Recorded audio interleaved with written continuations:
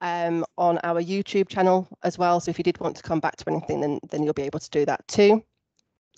Social media, yes, please do follow us and share your updates with us on Facebook, Twitter and LinkedIn. We are getting really, really noisy on social media. Myself and Gail are out there shouting about things that we're doing and what you're doing.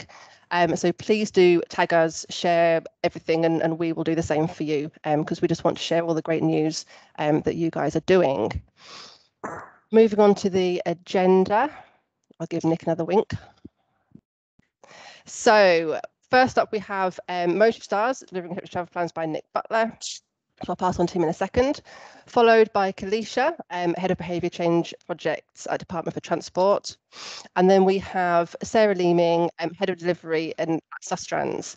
We will then break after those three presentations for some questions. So please do hold your questions till then, and I'll remind you after those presentations that we're open for questions.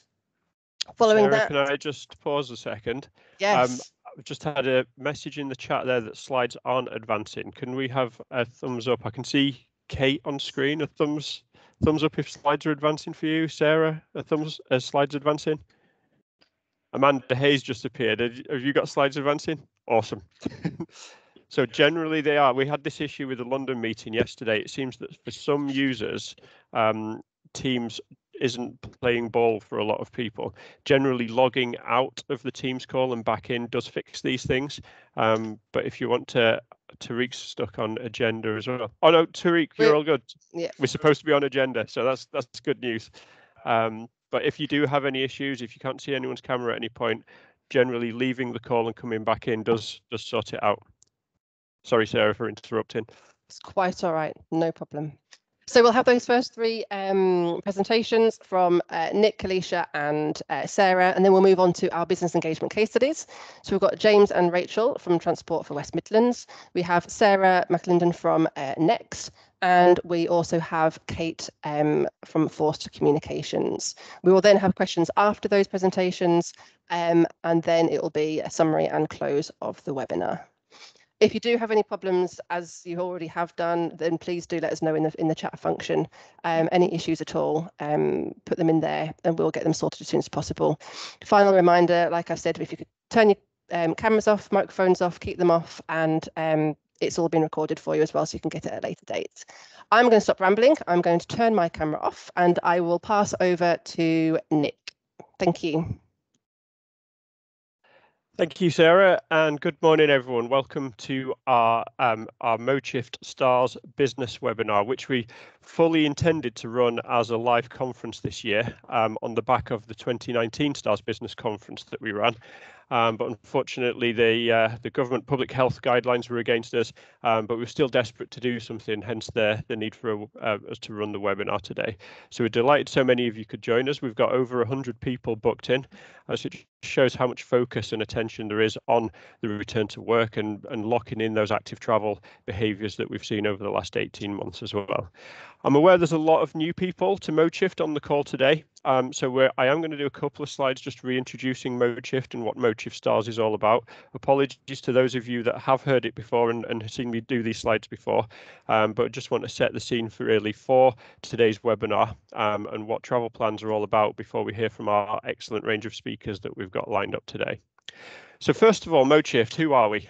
Essentially, we are a national membership organisation, predominantly for local authorities, but we have a range of partners, some on the call today, supporters and corporate organisations that are part of the organisation as well.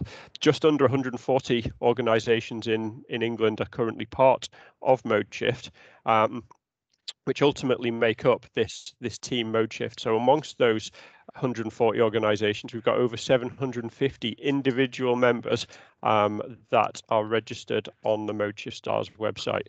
Super important to mention, we are a not-for-profit organisation, so every penny of membership, licence fees, anything generated from events and convention goes back into our services, particularly Modeshift Stars. But essentially we're here, although our grounding in 2001 was in school travel plans, we're 20 years old this year. We're here to support individuals, organisations, anyone out there who is working to increase levels of sustainable and active travel in business settings, in education settings, and in community settings as well. The other really important thing to note is that we're entirely run by volunteers. Local authorities make up our membership base, our core membership base, and representatives from those local authorities make up the Modeshift Management Board. So they manage the sort of the day-to-day processes of what Modeshift delivers. We have a staff team who basically are in place to deliver the wants and needs of that membership base, but ultimately it's volunteers that run Modeshift and decide what we do. And then wider than that, Team Modeshift, which you're going to see more and more of this on our social media pages in the coming weeks and months. But Team Modeshift is basically everyone on this call today and everyone that we work with, basically anyone who has an impact on how someone might choose to travel to school, to work, for leisure journeys. All of you are part of the collective of Team Modeshift, and we're going to be featuring how and what people have done to contribute to that Team Modeshift as well. We see it as such a massively exciting area to work in because we've got people from all backgrounds. We've got geographers, sports science students, physical activity people, environmentalists, school caretakers, parents, facilities managers in workplaces. There's so many different people with so many different backgrounds, making it really, really exciting to be in sustainable travel. And the absolute key for us is that we're all working to the same aim, increasing levels of sustainable and active travel. But when we work together, that's where we really start to see those results, and you'll hear of some of those results today.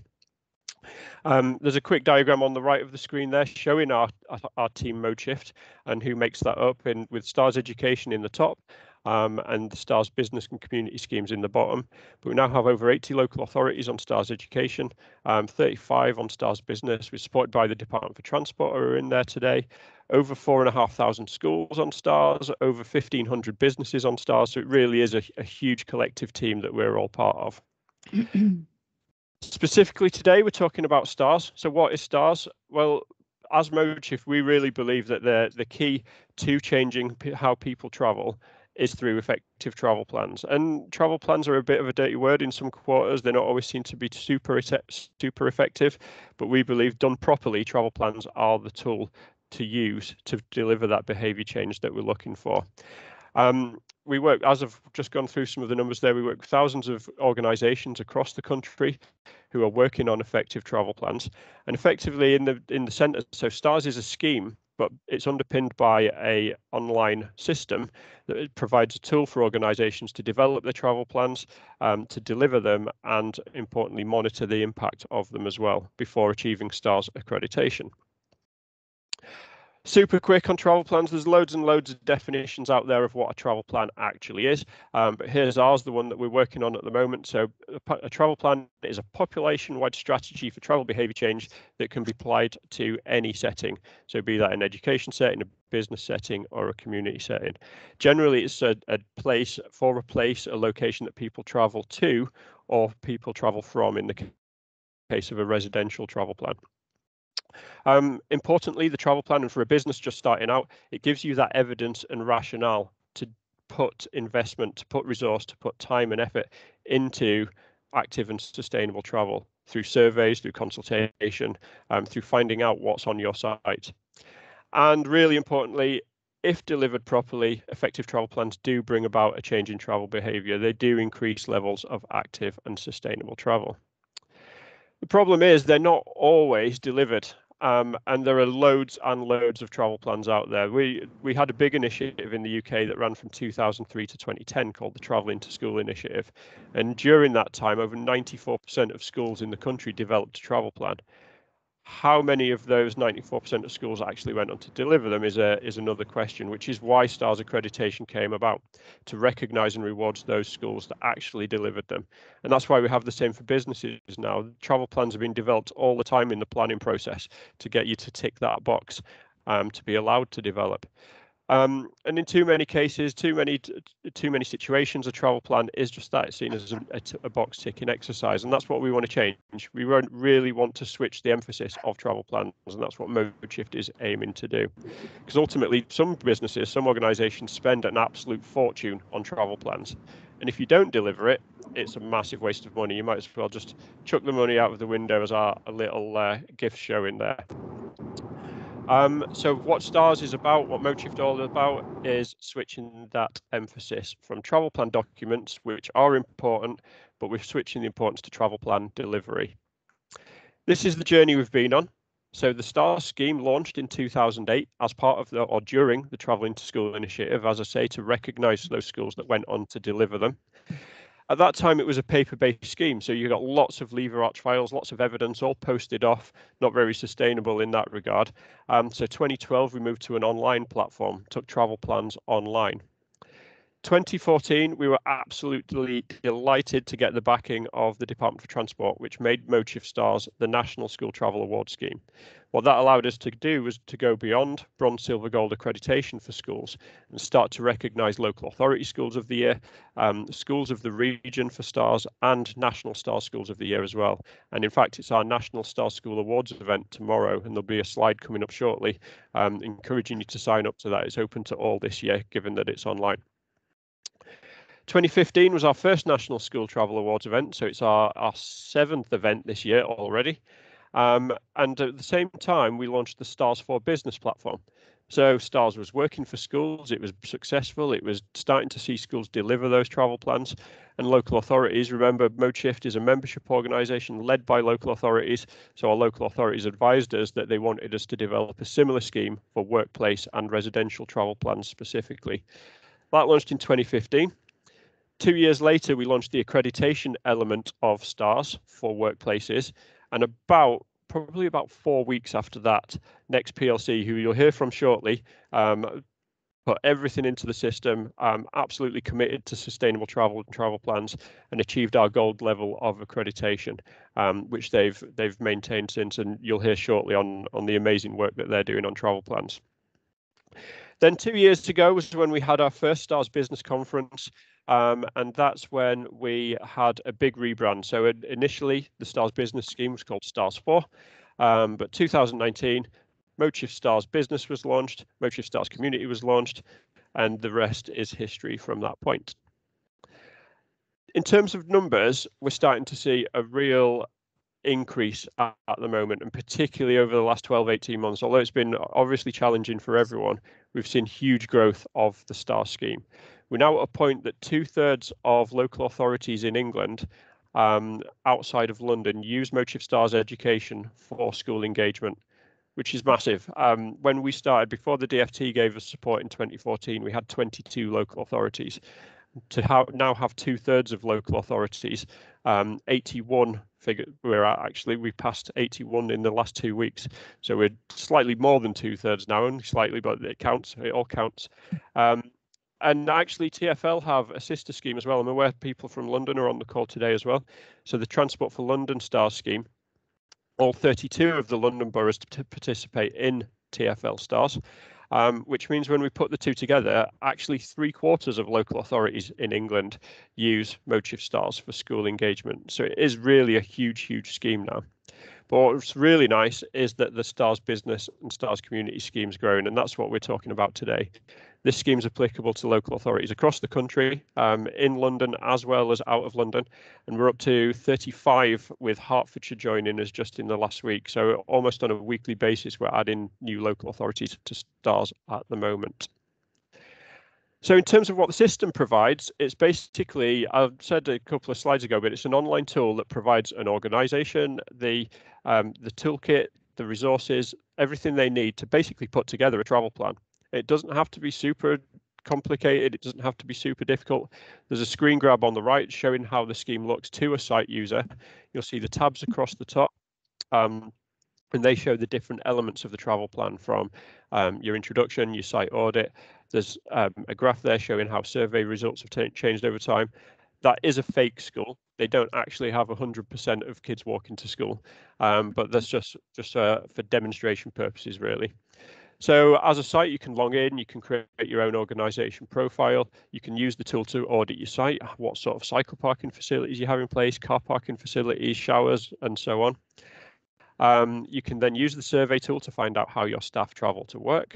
And then ultimately, the important bit, you can put together an action plan. And this is a bespoke action plan. You don't have to choose a set list of actions. there's over 140 different actions in the system that you can choose from. So it's about a company based on your site, based on your audit, based on what your staff say and how they travel, putting together a bespoke package of measures that will increase active travel for your site. There's a quote here. I'm not going to dwell on it because Sarah will hopefully say similar in a few moments' time. But a quote from Sarah about using the Modeshift Stars business scheme for Next. The highlight bits, she said, find the STARS system easy to use and very self-explanatory. It strips it down to the information that is relative and required. Those of you that have done a lot of travel planning will know that often the first 20, 30 pages are full of policy context and local, regional and national policies around travel plans. We strip that out because as a travel plan coordinator, you just want to know how people travel to the site and what facilities are in place. So it's really, really focused. And then the other point on there, it took Sarah about 2 weeks to complete their travel plan from start to finish, allocating 2 hours a day, and previous plans have taken 6 to 8 weeks. So we like to think it saves you money and it saves you time. I've just spotted a question in there. We are taking questions at the end of this first session, but I will answer this one. So Claudia Crouch from Bedford Hospital has said, how does it work if you have multiple sites? Sarah from Next might be able to say something on this shortly, but we have corporate licenses that allow an individual organisation to have multiple sites on the system. And Sarah's currently got around 200 different sites for Next PLC that are working on travel plans on STARS.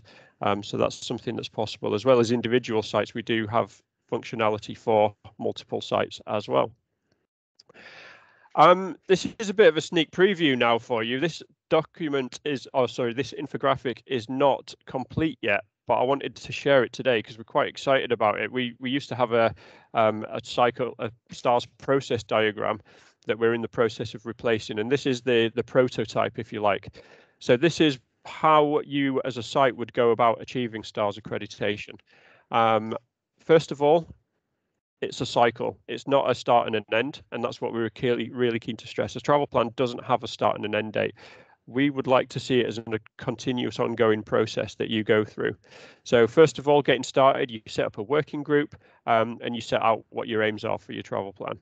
And you get registered on STARS to start that process. Second, you assess the situation. So you do a site audit and work out what facilities are in place for your site, what transport links there are, what options there are for people to travel to your site. And you do surveys with your staff to find out how they travel, how they'd like to travel, and what would encourage them and help them to travel in different ways. Based on that, you then set your targets, whether you want to increase cycling, increase walking, reduce car use, whatever it might be. Again, it's totally personal to you guys. And based on those targets, you set your action plan. What actions are you going to deliver to do that? You're going to install cycle parking? Are you going to run incentive campaigns? All sorts of different things that you could do. It's basically as simple as that. Once you've done that, once you've done an audit, once you've done a survey, once you've put an action plan together, you're in a position to apply for accreditation. And our first level of accreditation, green, is just about having that plan in place. So you're ready to get accredited through STARS at that point. But what we'd like to see you do is then deliver. And through that delivery, you can start looking for bronze, silver, gold, and platinum accreditation. And then point 6 is to monitor what you've done, refresh your action plan, do more surveys, and importantly, maintain that accreditation and progress to the higher levels of the awards as well, and continue around that new STARS cycle. So I hope you like that. Any feedback, please do share it, because the official version will be coming out soon. But that is basically the STARS process. Here are our levels. I've already mentioned green, so that is just for having an approved travel plan document. Bronze is when you've started to deliver, so delivered a set number of actions. And then silver, gold, and platinum are when you've got sort of further down the process and have started to see that behaviour change as well. With our very top level, the platinum award, reserved for those sites that really see increases in active modes. So specifically walking and cycling, but when we were talking about schools, we look at scooting in there as well. we're really excited now that the scheme, the STARS business scheme, is growing. Our school scheme's been growing for quite some time, and we've had over 2,500. We expect to hit 3,000 successful accreditations this summer from schools. But the business scheme's really growing as well, and we've got some real household names that have started to achieve accreditation. The ones on screen now are just the sites that have been accredited in the last 6 months. So we've got Birmingham City Council, BBC Birmingham, their head office in the city there. Travel to Next, who you're going to hear from shortly, Fred Olsen Cruise Lines over on the east of England, over in the east of England, and National Express West Midlands.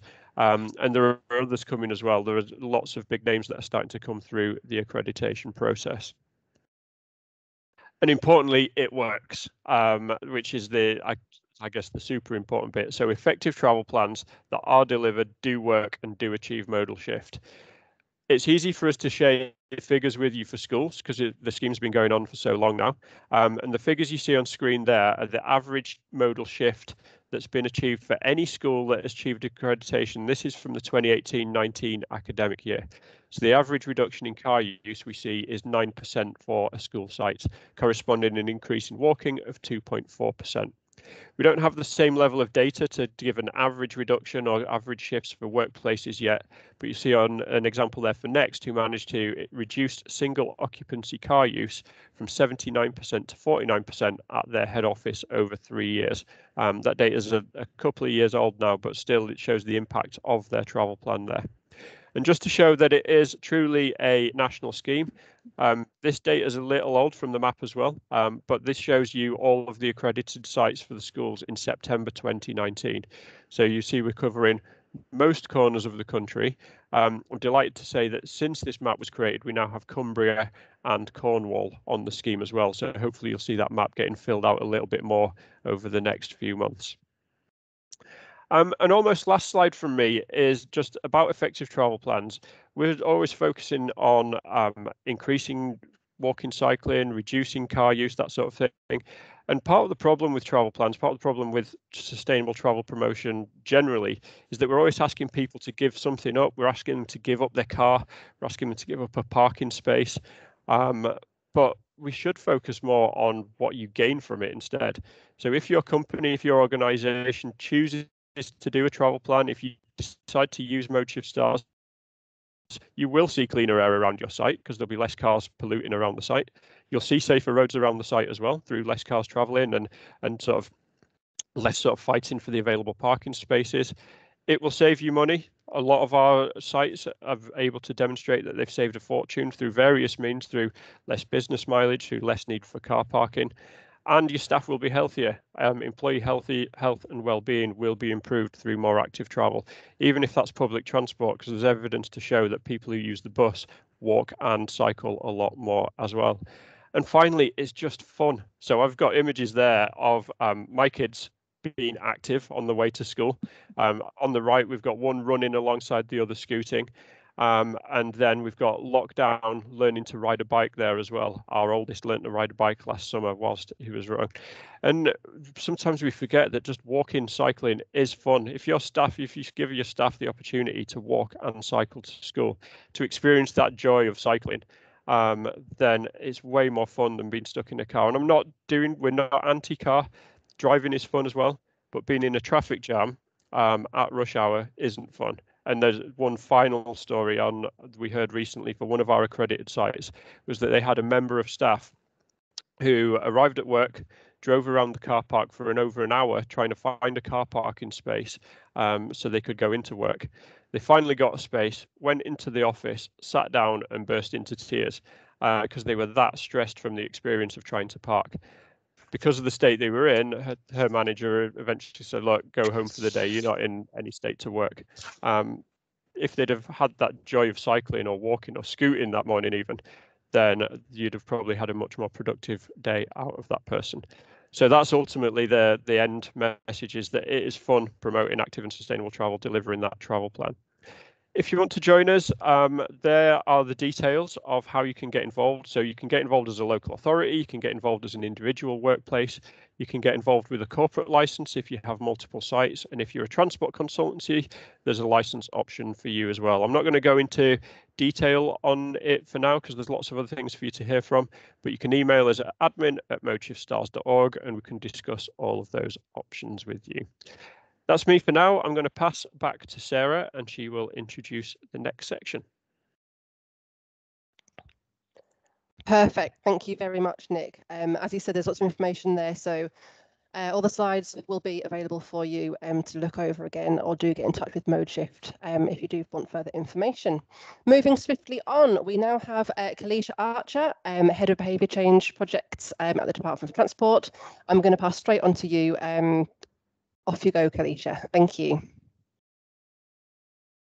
Thank you. Hi, everyone.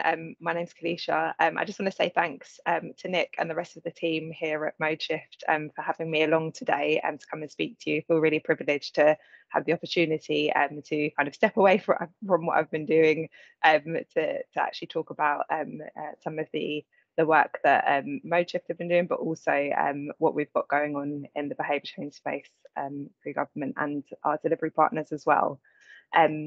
So yeah, if we could kind of go on to the next slide, thanks. So essentially, we know that there is a really strong public policy rationale for promoting cycling and walking. Some of the key benefits which Nick had sort of mentioned in his presentation around improved health and well-being, increased productivity, but also environmental benefits, you know, and also there's also economic benefits as well around that, you know, stronger sort of national economy and stronger local high streets as well. Something that we have seen through our sort of short-term aims and targets and through the cycling and walking investment strategy and also our sort of longer-term aims and the longer-term vision for cycling and walking through the Prime Minister's cycling and walking plan is that we essentially have seen some mixed sort of progress towards those aims and targets. The aims around, you know, doubling cycling trips and stages, increasing walking activity in 2025, and then also the longer term vision to make cycling and walking the natural first choice, with half of all journeys in towns and cities being walked or cycled. But we've seen something special happen this year during the COVID lockdown period.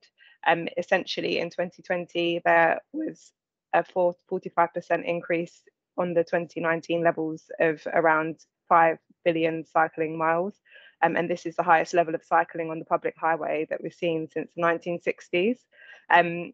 As you can see here in the slides, you know, cycling is, you know, the hugest sort of increase, with other forms of transport and other modes seeing a decrease of use during the pandemic. And obviously it's been a really challenging time, but essentially we see this as you know, some of the reasons behind this increase in physical activity, including cycling, due to kind of reduced traffic levels, provision of more road space, and people choosing to cycle as part of their physical activity and exercise, as well as other sort of initiatives that we've set up during the pandemic to get more people out cycling, including the Fix Your Bike voucher scheme, for example, that we introduced. If we could go to the next slide, please.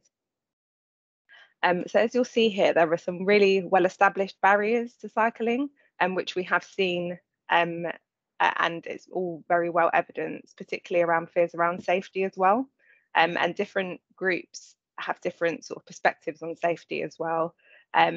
We also are aware that there are a number of different barriers around sort of affordability, awareness, infrastructure, people's habits, and also barriers and lack of understanding around sort of skills and confidence. So some people may feel they can't afford a bike, or they might feel as though they're aware of the benefits of cycling and walking, but they're not really familiar with any sort of initiatives or opportunities that are available to them to kind of support them from changing their behaviour and kind of encouraging them to kind of, you know, use that as a mode of transport more often, for example. And the safety element is obviously a key thing, really. People want to ensure that they can cycle safely, or, you know, also have access to equipment and infrastructure that meets their needs and makes cycling more convenient.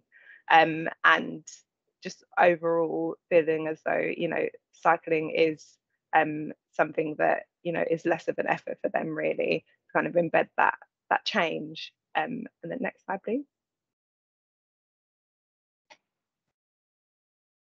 So as you might already be aware, I sort of referenced the Prime Minister's long-term cycling and walking plan, which is the gear change document that was published last July. And as part of that sort of commitment there, and we've also had a £2 billion financial commitment as well, so that we can dedicate investment to be provided to tackling some of the barriers that I highlighted over the next 5 years. It's quite a long document, and there are 33 actions there that the active travel team that I work within are working to achieve. And within that kind of envelope of actions, there are 4 key themes, 2 of which are around building capability, and also with a focus on behaviour change, so empowering and encouraging local authorities and enabling people to cycle and protecting them when they are cycling as well. So some of the sort of areas that the behaviour change team sort of lead on is around increasing that capability and providing assistance to local authorities, as well as, bikeability training and delivering a national e-bike support scheme too, for example. Next slide, please. And there's also a new focus as well on scheme quality, and that is also kind of critical and runs alongside behaviour change as well. So we've had a comprehensive update of LTN 208, so it's now the Local Transport Note 120, and that takes into account changes in thinking about cycling provision. Also, we were able to deliver that with the help of a really large steering group of many key stakeholders to help shape it and to ensure that it's fit for purpose as well. And also schemes that are funded by DFT must meet that guidance as well. And so it's something that we actively promote and encourage. And we're also running training sessions for local authorities, which Sustrans has sort of kicked off already this month, really, to help authorities understand the benefits, but also how to actually embed this new guidance and design guidance into infrastructure planning too. Next slide, please. So this year is quite a special year. We've seen that we've had a 1-year spending review settlement, particularly around the challenges of COVID. Government hasn't had a multi-year spending review settlement in a while, and so we recognise that with this the funding that have been provided for behaviour change this year, there's a real opportunity to be more ambitious, strategic and joined up in our approach to behaviour change programmes this year. We've seen increased funding support for behaviour change programmes, which reflects the government's increased commitment to walking and cycling. So as you can see here on my slide, I referenced the bikeability programme, which has received increased funding of 18 million.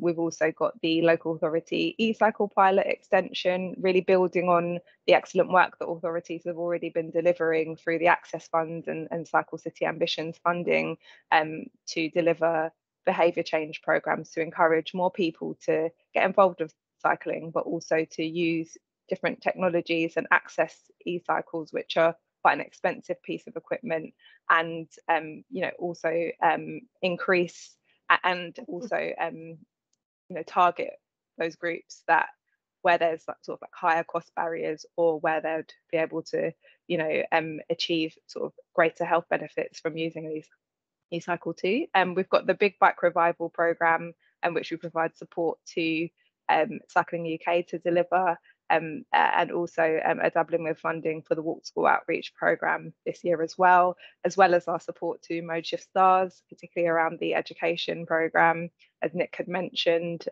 which we've been able to provide funding for this year and last year as well, and also the Local Authority Capability Fund, which is essentially revenue funding, which we should be hopefully announcing more details on that soon. And we just see this as a real opportunity for local authorities to maximise synergies of investments by building on other sources of funding.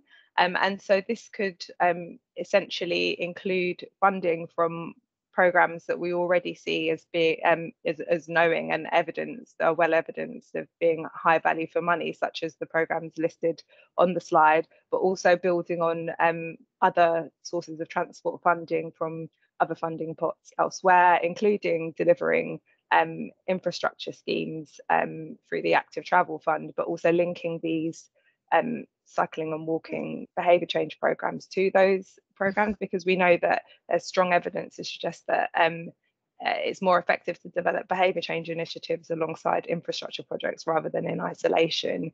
And so that's something that we really want to encourage, and also encourage the use of really good monitoring and evaluation and that data collection really as well. And through our sort of support through the Local Authority Capability Fund, the link between the planning process for network plans as well as behaviour change activities, we're hoping that can bridge the gap, which is something we haven't done before in terms of the scope of funding available to authorities, to focus on that too.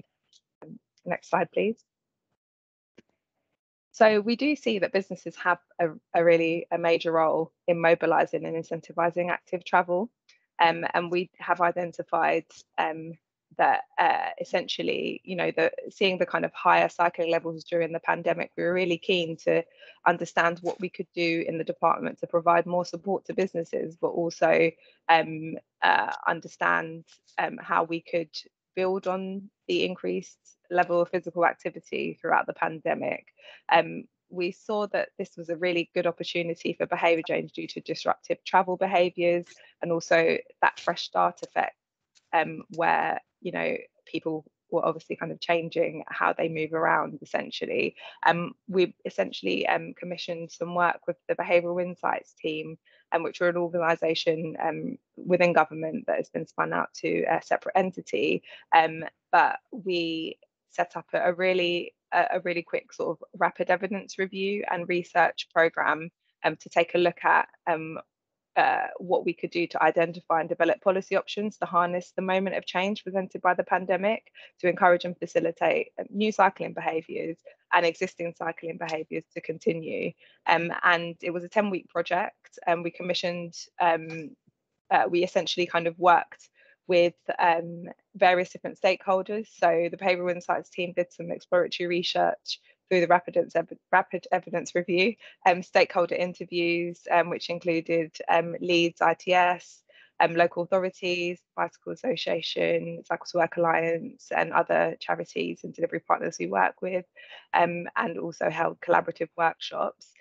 Through that, we essentially were able to kind of develop a long list of policy options, and three of which were prioritised, were a package of information for home movers essentially, or people that are going to kind of change their habits as well because of new jobs, or like I sort of said, moving home, and also potentially a cycle back to work package and targeted messages to build and sustain habits for people that are already cycling.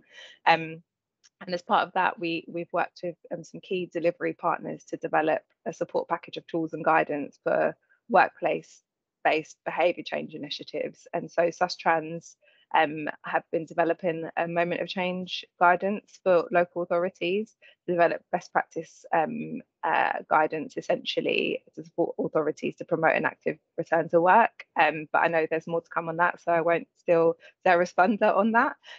But also we were able to work with business in the community, which is something that we actually had set up pre-pandemic, and the work had sort of developed throughout the pandemic essentially, but the business and community set up or developed an active travel, getting people back to work safely toolkit as well, which outlines some of the challenges but also opportunities in promoting active travel in light of the pandemic. This has been shaped and developed with input from businesses, but also other organisations with an active travel focus, to support businesses to understand the benefits of kind of promoting active travel and introducing interventions to encourage their employees to travel safely to work as well, through cycling and walking, of course. And so, yeah, we just want to kind of encourage everyone to seize the moment to collaborate with local businesses and charities and employers, and also just promote the fact that, you know, there will be more guidance available, but there is existing guidance at the moment as well. And I've kind of included a few links around our travel demand management toolkit, which we've seen authorities really sort of benefit from using that as a way to understand how they could reprioritize space and you know, emphasize and promote more active travel, to basically encourage people to move differently as well. And there are more case studies on that on the active travel portal as well.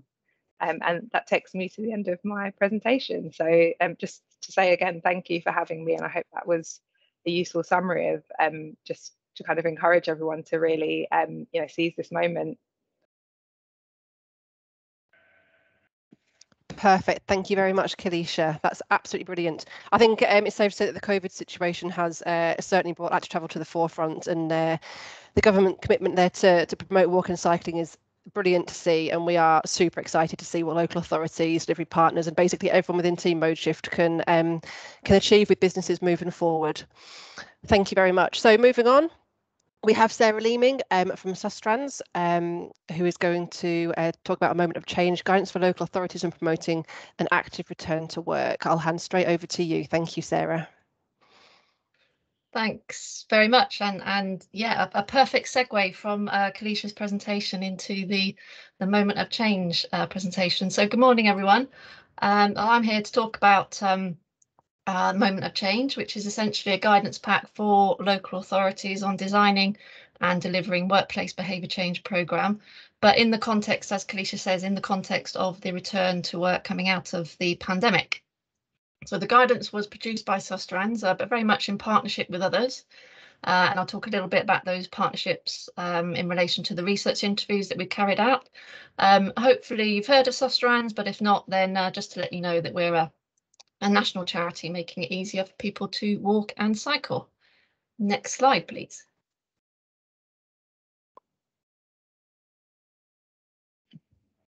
So just to give you a bit of context then, it's recognised by the DFT and indeed many others that as a result of the pandemic there would be a rare national moment of change, providing for the opportunity to promote cycling and walking as uptake as restrictions began to ease and people started to start to go back to the workplace. So this return, as Kalisha mentions, coincides with the Capability Fund, which provides for authorities outside of London to deliver active travel programmes, improving access to employment, education and training, which I'm sure many of you are aware of. So previous to this Sustrans Commission, the DFT had commissioned the Behavioural Insights team to produce a Moment of Change scoping report. So I just wanted to say a little bit about that because that sets the context as well for this piece of work. So the Moment of Change scoping report was produced in November 2020, and I think, as Kalisha mentioned, this identified cycling to work as one of the top 3 policy options to focus on coming out of the pandemic. So the Sustrans Commission had 3 elements. Firstly, we conducted research interviews, which I'll say a little bit about in a second. We then had to produce the guidance pack for local authorities, and this indeed is the main output of the Commission. And I'll take you through some of the key chapters of that guidance to give you an insight of what it contains. And then finally, we have a 3rd phase, which is an information and offers phase, which I'll touch upon at the end. Next slide, please. So the research interviews, so we interviewed, we compiled a team of Sustrans staff, so it was quite an achievement. So we interviewed 27 local authorities with varying degrees of funding and delivery experience, and alongside these interviews we also spoke to delivery providers, Modeshift, one of those, and a couple of consultants active in the behaviour change arena as well. So if some of you are on the webinar today that took part in those interviews, then thank you very much for taking part. So we designed a survey asking a variety of questions to help, mainly with 2 things. Firstly, to draw out the experience of those who've had longevity of revenue funding for active travel and therefore tried and tested approaches to implementing workplace behaviour change programmes. And secondly, for those that perhaps had had less experience, perhaps more limited funding previously, we wanted to gain an insight from those as to what would be useful in the future. So the conclusions from this research would basically help to inform the content of the guidance pack. Next slide, please. So just a little bit more on the research interviews. So we designed 3 different surveys, and these focused on the following themes: so funding, resources and commissioning, types of interventions, including programme design. We wanted to test people's familiarity with the COM-B model, and I'll talk a little bit about that in a second. We wanted to get some insight into monitoring and evaluation, innovation and good practice, equality, diversity and inclusion. We felt that was important to cover that one off. Communications, and we also tested some of the concepts which were identified in the BIT report. And then we also talked about what future delivery might look like for authorities. Next slide, please. Okay, so moving on to the guidance pack. So the guidance pack is largely targeted to those local authorities who've done little or no workplace behaviour change over the last few years due to funding limitations. But certainly there are tips and case studies and various content that will be certainly of interest to more experienced local authorities. It focuses on cycling because of that context that I mentioned earlier, but it also includes walking. It will be published at the end of this month, hopefully, and it's likely that it will be uploaded to activetravel.org.uk. So it might be that the DFT will be able to share the pack more informally with authorities sooner than the end of the month, but certainly it's the aim to get it out there and on the Active Travel website at the end of the month. So the guidance includes, next slide, please. Firstly, there's a big section on seizing the moment of change. So it kicks off with why we should seize the moment of change now, and certainly it does feel like the stars are all aligning to tackle reduction in car commutes at the moment. And indeed, the predictions are that many people will continue to work from home with a blend of home and workplace more common. I think it's important to note as well that there is public support both pre and during pandemic. So, for example, some surveys that were carried out pre and during pandemic include the DFT's own National Travel Attitudes study conducted in October 2020, where we saw that during the pandemic, 39% reported to walk more, 38% of people reported to cycle more than before the first lockdown. Prior to the pandemic, Sustrans Bike Life UK 2019 report highlights high levels of public support and demand for increased investment in active travel. So we see that 59% of public want to see increased spending on walking and 58% increase on cycling.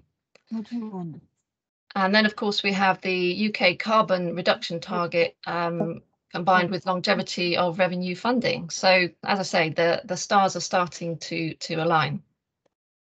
Okay, that's fine. I mean, if I can add one then. Oh, someone might need to turn their mic off. I can hear someone in the background there. So the next section outlines the case for active. So yeah, next slide, please. Thank you. So the next section outlines the case for an active journey to work. It doesn't go into too much detail, as most of you will know that this is already well evidenced, but the guidance does include links to existing research and toolkits relating to health, transport, environment, economy and social connection outcomes.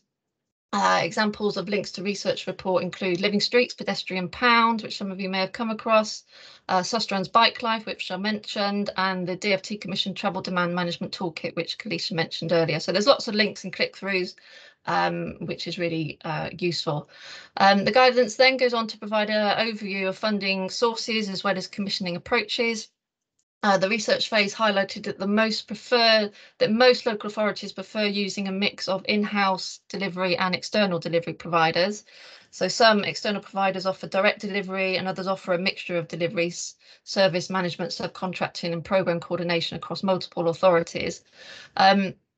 We also included an appendix on top tips when applying for funding and top tips on procurement considerations.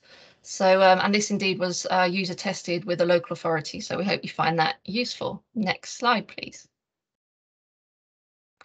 So the pack then moves into sections which relate to shaping programme design and delivery. And here we've really tried to take on board some of the feedback from the research phase.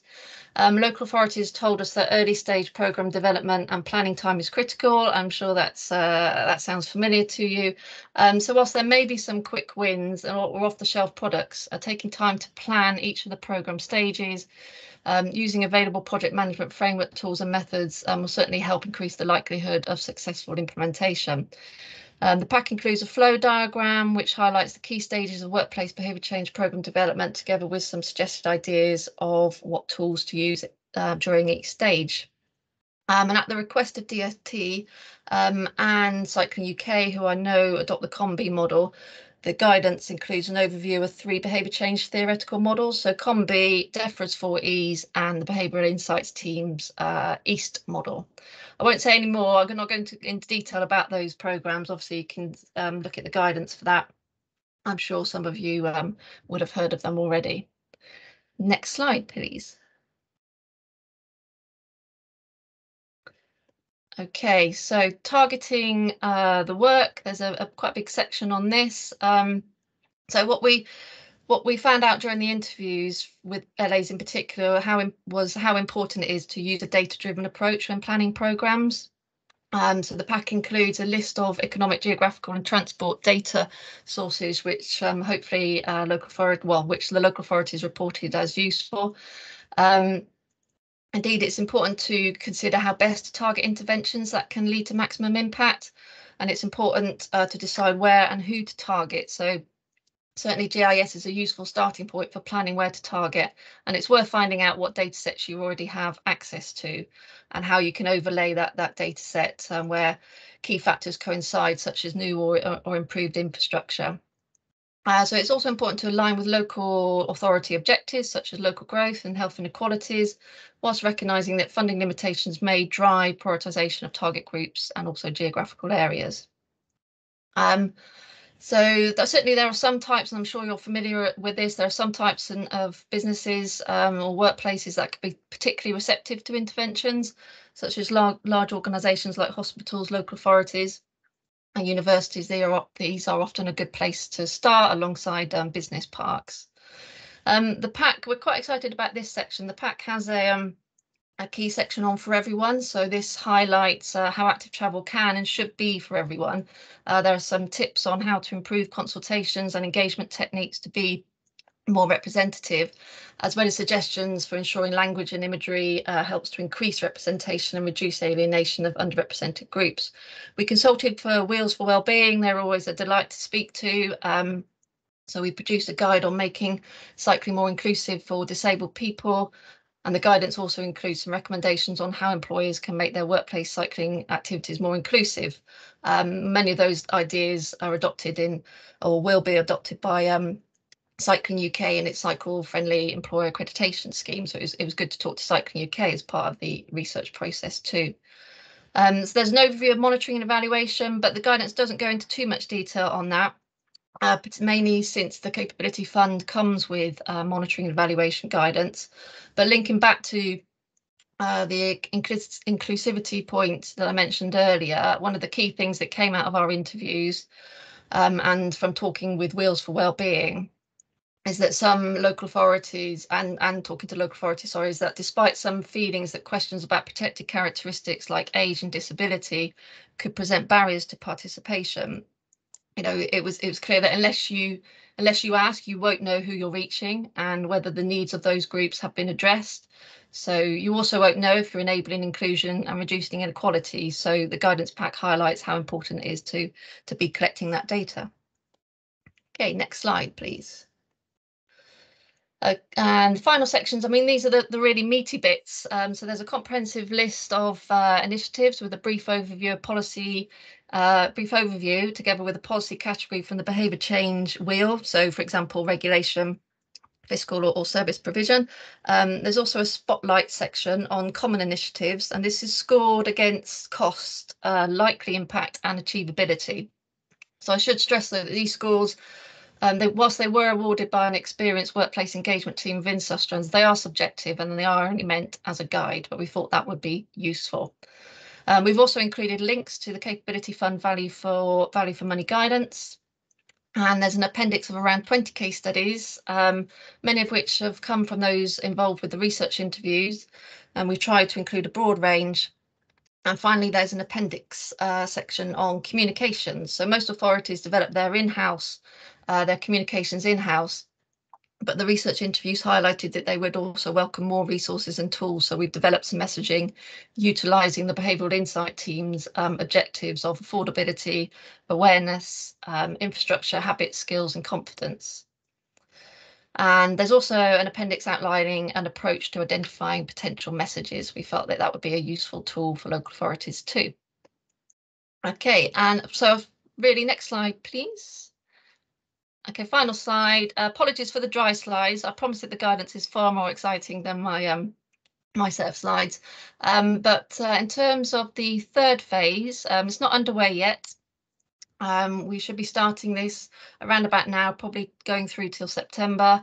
So the third phase is information offers. So these are really kind of assets, and we need to think about these assets a bit more in terms of who they'll be targeted to. Will it be targeted to local authorities? Will they be targeted to workplaces? Will there be assets that local authorities can use to then give to workplaces? So we need to do a bit more thinking. But one of the things we've come up with, or certainly is coming up top trumps at the moment, is a photo library. So a photo library of inclusive imagery accessible to authorities and potentially workplaces. Cycle to Work scheme administration support. We're working on this in partnership with the Cycle to Work Alliance, so it was felt that some guidance on how to implement that scheme for workplaces would be beneficial. More case studies. You can never have enough case studies, so maybe that's another one to include. More communication and marketing tools, and then something potentially around the business case, but the business case from a workplace perspective. So obviously, if anyone has any further ideas as to what could be a good asset as part of our phase 3, then do get in touch. And it's likely that all of the resources will be located on activetravel.org.uk as well. I think I have a final slide. Okay, that's it. Thank you. Brilliant. Thank you very much, Sarah, for that presentation. There certainly has been a national moment of change as a result of the pandemic, and thank you for including Modeshift in that research. And we're looking forward to being able to share that for you as well to all of our members. We'll be doing a newsletter article when that does come out. And I'll just echo what you've said, Sarah. I mean, if anyone has any other bits to add, any ideas to contribute, then please do get in touch with Sustrans or Sarah. That would be brilliant. Perfect. That is the first 3 presentations completed. Lots and lots of brilliant information there for you. Again, like I've said it previously, don't worry, these presentations will be shared, and the meeting has been recorded as well, so you can come back and look at those. If you do have any questions for any of our first 3 presenters, please do either use the hand function, and then we can unmute you and you can ask the question, or you can put the comment in the comment section. We'll just wait for some questions to come through. There is one question for you, Sarah, from Sarah McLinden. It has kind of been answered in the comments by Kalisha, but I'm going to ask anyway. Can the pack also be shared with businesses once it is published? I mean, it is targeted to local authorities. I think it might be a little bit sort of more sort of strategic facing potentially for businesses, but certainly the case studies, I think businesses might be quite excited to read the case studies. I think certainly there may be some sections that local authorities would want to pull out and share with businesses. So I think once local authority receives it, it would be good for them to look at it and think what might be appropriate content, but certainly some of it. Perfect. Thank you. Thank you, Sarah. You're definitely right, though. You could never have too many case studies. Case studies are absolutely perfect for sharing that best practice and encouraging other people to take part and to get on board with our message. Do we have any other questions? Anybody want to raise their hand and ask anything at all? You're all very quiet. Very quiet indeed. Okay, well, we have a couple of questions that were in the chat previously. Nick, in terms of accreditation and businesses going for accreditation, if an organisation achieves green in the next accreditation window, can they progress to bronze in the same financial year? Might be helpful just to go over how that process works, if that's possible, please. Yeah, absolutely. As soon as the when you're in Modeshift Stars, there's a tab called Accreditation Progress, and that will give you your latest position in terms of how the criteria, whether you've met the criteria for each of the levels. So once you've hit all of the criteria for green, at that point you can hit the submit button, which kicks off the quality assurance process. So it goes to your local authority first for them to review, and then it comes through to Modeshift. There's nothing stopping any organisation either going through the levels one by one, so green, bronze, silver in a financial year. The key thing is that you've met the criteria, i.e. having the right amounts of data and things like that. Equally, you can skip levels, so you could go straight in at silver or gold, and in fact that's what Next did a few years ago now. They went straight in at the gold level for their head office. The only real restriction is that we have windows. So there are 3 accreditation windows each year that fit with the school terms. And we've decided this year that the workplace and residential schemes will follow those same windows as well. So there's basically 3 opportunities each year for you to apply: end of March, end of July, and end of December. So hopefully that covers that. Perfect. Thank you, Nick. We actually have another question for you, Nick. Don't go anywhere. From Alistair Walmsley. He says, could I ask what the rationale is for the survey response levels on Modeshift Business? We made them up. It's basically not we made them up. Modeshift decided on them as a group, as this, again, back to this collective, this local authority representation. It's scaled at the moment, so the bigger the organisation, the lower the response rate, because we know it's harder to get response rates. But I think I don't have the exact numbers off the top of my head, but like an organisation below 50 has a much higher response rate required at the moment. But then they scale up according to the level. So for bronze, the survey criteria is quite relaxed. It's quite low. But by the time that you get up to the gold and platinum levels, we expect a really good response rate by that point. And that's because if you are a gold level site or a platinum level site, we expect you to be really, really committed to active and sustainable travel in your travel plan. And to be really, really committed, you need to understand how a good chunk of your staff response, how your staff travel to work. So a 10%, 20% response is a bit low to really justify that. We're always moving them, not constantly, but we're always open to feedback and comments and finding out how the scheme's going. And in fact, we're setting up a Stars Business focus group to have more businesses involved in the setting of accreditation criteria moving forward. But we see both ends of it. So we see some businesses that struggle to hit even the 10% response rates. But on the flip side, Next, who you'll hear from shortly, 43,000 staff, I believe, and they currently have a response rate for their travel survey of over 75%. So we've got evidence both sides, and with Next setting such a high bar, that kind of justifies, if you want to be one of our top sites, you have to hit that high bar. Ross has just added in the chat there, Ross, the chair of Modeshift, that we consulted a number of local authorities in the setting of the STARS criteria on those response rates. And we will, as I said, through the STARS focus groups, we'll be constantly reviewing those as well with your feedback.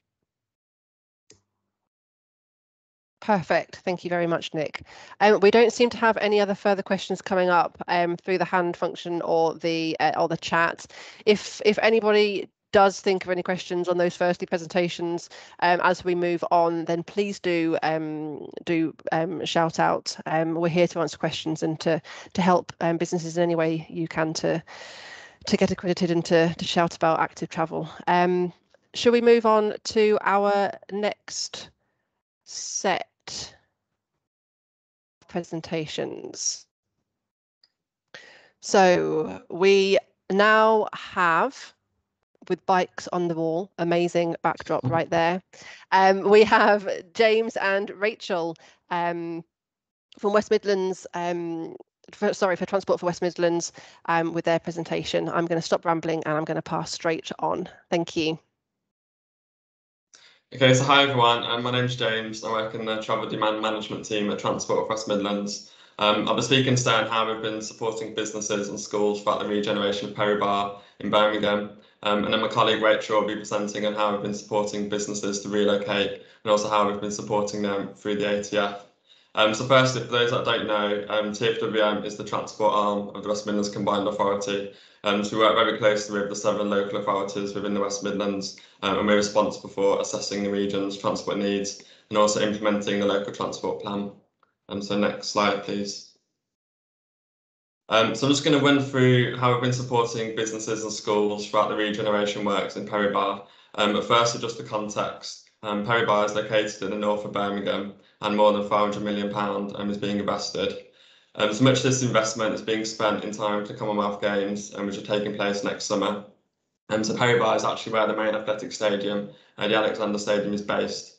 It's important to stress it's not just about the short-term investment, and there's also long-term benefits to the area such as housing and journey time improvements. So as you can see on the slide, there's a range of projects which are being delivered, and these include a new modern railway station, which is being built alongside a new bus and rail interchange. There's also a new highway layout which will go through the heart of the area. There'll be a new sprint route, which is a dedicated bus corridor, 5,000 new homes, and an upgraded athletic stadium and an improved environment for walking and cycling and active travel. Next slide, please. So you can see on this slide just some of the improvement and regeneration works that are taking place. So the images at the top show the existing rail station and then what it's going to look like next May when it's complete. And then the bottom left image shows the old highway layout, and the bottom right shows the new highway layout, which is all on surface level and has cycling lanes and pedestrian crossings. So on the bottom left, you can actually see the old Perry Bar flyover, which was demolished over a weekend in February early this year. And this was a huge milestone within the wider highway scheme project, and it involved a lot of work with schools and businesses in the region. Next slide, please. So throughout the works, we've been running a targeted TDM and comms campaign to help businesses and schools plan ahead and keep moving. And this has been based around the 4 Rs. So we've been asking people to reduce the need to travel, so asking them if they can work from home. And this doesn't have to be all the time, but even just 1 day a week can make a big difference on traffic levels. It's been quite challenging as a lot of the businesses in the area are manufacturing and industrial, so they actually need to be at the place of work to work, and a lot of them actually need their vehicle to work during the day. So we've also been asking businesses to travel outside of peak hours, both in terms of commuting to and from work, and also asking them if they can spread their deliveries throughout the day. I've also been working businesses to help them to reroute. So yeah, we've asked them if they can divert and send deliveries south, for example, to reach the M6, rather than north and avoid the bulk of the works. And then also asking businesses and schools to remode. So this has been quite challenging. As much of the works, people have been looking to avoid public transport due to the pandemic. So therefore, we've been asking people if they can think about walking and cycling more. And on the slide, you can just see an example of a billboard that we've installed in the area. And we've also installed billboards on bus stops and petrol pumps throughout Perry Bar. Next slide, please. So throughout the works, we've been working really closely with Birmingham City Council and Tarmac to support businesses and schools. Tarmac are the contractors on the highway works. I'll just talk through these now. So we've issued schools and businesses with a toolkit which contains all information regarding the works and also contains communication assets and posters which they can use to share with employees, customers parents and students. We've run a series of business and school webinars jointly with Birmingham City Council around key phases of the works and to talk through the works and highlight the support we offer. It's been quite a challenge as a lot of the businesses aren't office or desk based, so we've also recorded the webinars to send around afterwards. At these webinars, we've promoted Modeshift and talked through the process of signing up and creating a travel plan. And a lot of trips actually travel through Perry-Barr towards Birmingham City Centre. And so Modeshift has also been promoted with a lot of companies in the city centre for ongoing TDM work. There's also a bulletin which Tarmac have put together for businesses to sign up to. And this has proven popular for keeping businesses up to date with the upcoming works. And then we've also created bespoke walking and cycling maps. It's actually interesting to realise that a lot of people travel to the same area each day and they don't actually know the local routes. So we hope that the maps we've created will unlock these routes, and particularly during the summer months. And we've also ran journey planning sessions for employees and schools. And these are important as we can't just ask people to change the way they travel without providing them the information for alternative modes and routes. And finally, we've also carried out 2 travel surveys and we'll do a third later this year. It's important for us through the survey to firstly hear if the works have affected people's journeys and if people's journeys have changed in general. And then secondly, if our TDM and comms campaign is useful, so we can also approach if need be. And the next slide, please. So in terms of things that have gone well with engagement, there's been a lot of transparency across all schemes.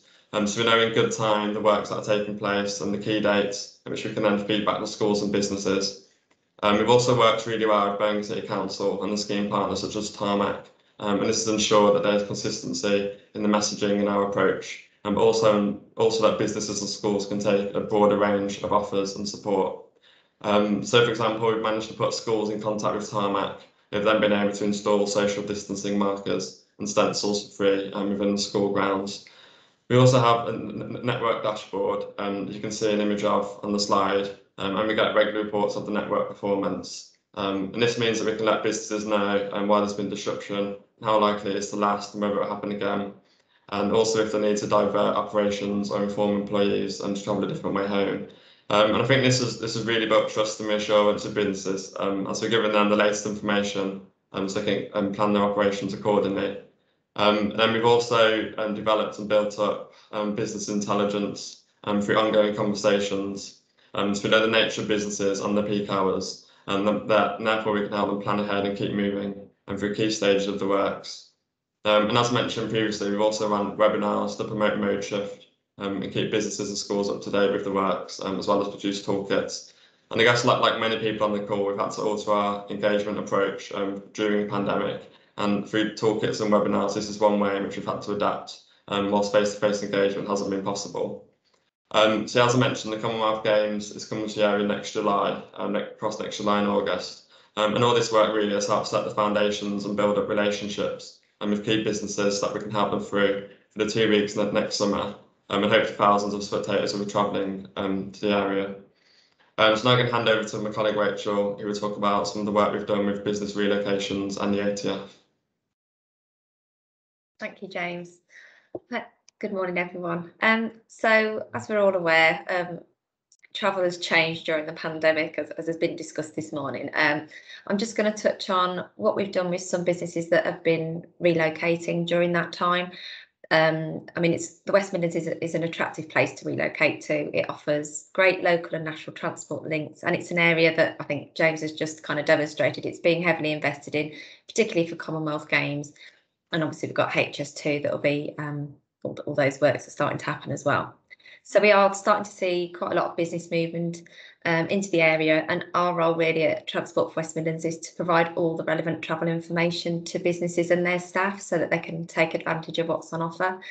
So as part of that, this slide just shows, obviously we do travel plan support, so we could support them with different actions within their businesses' travel plans.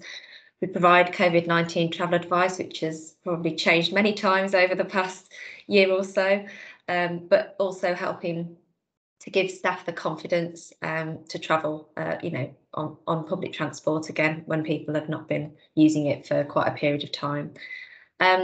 when the businesses come to us and they're relocating, we do a bit of an overview of the transport opportunities. We look at what transport modes and the accessibility is like close to the site. And from that, we can then do personalised journey planning for staff and provide ticketing advice. And our ticketing advice is now changing, which I'll go on to discuss in a few minutes. And we also explore other opportunities within West Midlands Combined Authority, such as Thrive at Work, like health and wellbeing. So we look at signposting to other activities they can kind of participate in as well, and provide ongoing travel advice. Next slide, please. So the ticketing, yeah, we felt it was important just to touch on the ticketing side of things, as with public transport and people perhaps looking at hybrid working arrangements, maybe only travelling 1-2 days a week as opposed to 4 or 5. Really, our ticketing offer has changed. I mean, we've got the Swift ticket, well, Swift, which is our equivalent to Oyster card. So we have a raft of different options there. We've got pay as you go, where people can put like load up tickets onto their card. We've got Swift Go, which is like a capping ticket. So if someone is only, say you travelled 4 times a day on a bus, you'd only get charged for like a 1-day ticket for bus. So it would find the cheapest option for you by capping that ticket. We've got Swift N Bus Multi-Day, which is where people can have 5, 10, 15 tickets on one card, and also season tickets for those that are travelling more regularly.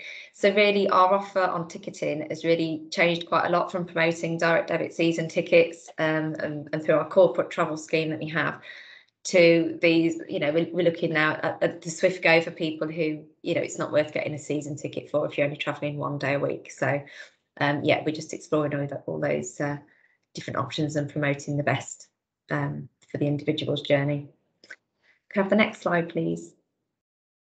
Thank you. So in terms of who we've supported in the last 6 months, so we've been working with the Environment Agency, HMRC and Atkins. For the Environment Agency, we ran a very successful webinar covering everything from the COVID-19 travel advice to journey planning. And there were about 100, I think over 100 staff that attended that one. And we did get some really good feedback, which helped feed into our relocations package for the future. For HMRC, we've produced travel information for their intranet, and we started running a series of personalised travel clinics because they've got 4,000 staff that are relocating to the centre of Birmingham. So yeah, we're doing that more on a one-on-one basis, where people want the actual support on how they're going to make their journey and what the options are available and the ticketing. And then for Atkins, just started working with them. We're looking at doing some actual face-to-face journey planning sessions in August, when hopefully the restrictions are eased. So I think we're quite keen on getting back to some face-to-face engagement. Yes, I mean, we do work closely with all the local authorities and with West Midlands Growth Company, who often identify quite a lot of the relocations in the area to support businesses moving to and within the region. Next slide, please. Right, I'm now going to touch on the Active Travel Fund and the travel support that we're offering through that. So hopefully you can see the map. It is a little bit small. It is of the West Midlands, and it outlines all the different infrastructure measures that are being put in place through the Active Travel Fund that we were successful in receiving. So there's things like places for people, low traffic areas, cycling and walking routes, new pop-up cycle lanes, and local improvements as well. So that just sets the scene for, it's a West Midlands wide thing. We're working with all the local authorities in the West Midlands with the Active Travel Fund, and it's a fairly big package for us at the moment with what we're going to do. So in terms of the travel support that we're offering for businesses in education, next slide please. Thank you. So we are looking to engage with 100 business and education sites across that whole area. Within that, we're looking at, well, we are at the moment developing action plans on Modeshift. So we're using Modeshift as the platform to capture all of the different activities, which I will come on to the offer itself in a few minutes. And we think that's really critical because that's going to give us the legacy we want for the project as well. Travel surveys, so that we're going to be able to demonstrate behaviour change at the end of the project, and promotion of all the different supporting measures, which I will touch on. We have activation grants available for businesses and education sites up to £5,000 for active travel measures, so whether they want to put in shower facilities, lockers, cycle storage, as long as it relates to active travel, we're encouraging applications for those sites. As I say, we are working across the 7 local authorities in the West Midlands, so Birmingham, Coventry, Dudley, Sandwell, Solihull, Walsall and Wolverhampton. Hopefully I've named all 7. Apologies if I've missed anyone out. And yeah, basically we want to activate the infrastructure measures. So we are working with sites that are within a reasonably close proximity to where the infrastructure is going in, because the real thing is we want to activate people to use this new infrastructure once it is all up and running. And so our project's running from April to December with the business and education sites. Next slide, please. So in terms of the different measures that we've got, this is just a snapshot of them that are really aimed towards the business and education sites. There are a whole host of other community activities that are happening on the ground as well. So for cycling, we've got, learn to ride, ride leader training, fix, people to come and fix your bike, or you learn how to fix it yourself. Cycle confidence sessions for those that maybe haven't been on a bike for quite some time. And we're working with British Cycling and Cycling UK with that. We've got Love Your Bike maintenance sessions where people can sort of drop in and get their bike fixed up. We're working with walking support with Living Streets. So we've got Little Feet, which is aimed at nurseries, WOW for schools, and Walking Works, which is more aimed at businesses. We've got the Love to Ride platform, which encourages businesses to sign up and individuals to log their rides, and they can win prizes for however many miles they've travelled. And we've got free cycle parking, and we've also got the Love Exploring app as well. Mott McDonald are working with us with providing a lot of the travel planning support for this package, so that we've got travel planners on the ground supporting the businesses to help activate all of these different opportunities. Next slide, please. Thank you. So I think one of the things that has come out when we started towards the end of April, so we're still in the engagement phase at the moment, and the referrals coming through. So really what we're noticing now that a lot of the businesses are obviously thinking about returning to work, and how this is going to impact on their staff. So we really want to get them on board as soon as possible to try and activate some of the active modes while people are not yet back in the office, and get that to the forefront of their minds. Real critical thing with this project is we have really good close working relationships with all the local authorities, and keep communicating with each other, and a lot of them have got really good connections to a lot of businesses, so it's really important to keep working closely with them, and we really value all the support. Modeshift stars, we're using that. I mean, obviously we're using it to capture the data now, but we're also going to be looking at any historic data that's already in the system that so we've got a bit of information on some of the sites that have already worked on travel action plans before. Communication, we've got so many different partners doing different the different referral opportunities for cycling and walking, that communication is really key with it all, and we've got a very clear referral system that's now in place, so that we can ensure referrals are made really as quickly as possible. And I guess the key element for us is legacy. We really want to ensure that as a legacy of this, we're not just inputting everything on Modeshift stars ourselves. We want the business and education side to be doing that, so we're going to be training all the staff on that to continue the work beyond the project, and this is, I guess, the helping and assisting them on the way in the initial stages, and then enabling them to be able to complete it themselves. And I think there's only one last slide, which is a thank you. Thank you for listening, and there's our contact details if you did want to get in touch with anything. So yeah, thank you very much. Perfect. Thank you very much, James and Rachel. Some exciting and massive changes taking place in Birmingham coming up. It sounds absolutely brilliant. And it's also amazing to hear how much you've done in terms of communicating with all the members of the community, schools, businesses, Thank you, Sarah, for muting there. And the legacy that you mentioned at the end there as well, Rachel, is again really, really important. So that's a really, really on point issue to raise there. Perfect. Thank you very much. There is a question in the chat function, but what we'll do, we'll get through all the presentations and then we'll come back to those questions if we have time, which hopefully we will. So passing swiftly on to Sarah at Next, delivering effective travel plans. I think Sarah might have had a couple of IT issues. So fingers crossed this all goes okay. I'll pass over to you. Thank you.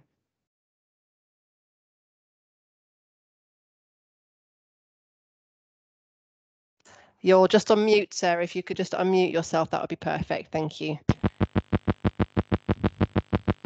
Hopefully this works this time. I'm from Next PLC and I'm here to discuss how we deliver effective travel plans and how we embed active and sustainable travel into the commute. Next slide, please.